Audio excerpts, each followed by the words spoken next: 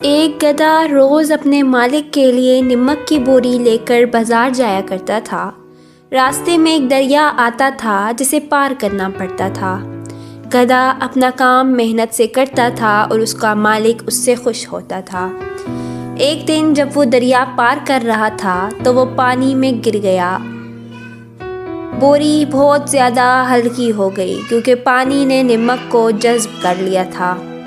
گدھا بہت زیادہ خوش ہو گیا۔ اگلے دن اس نے پھر سے وہی کام کیا۔ وہ پھر سے پانی میں گر گیا اور نمک کی بوری پھر سے ہلکی ہو گئی۔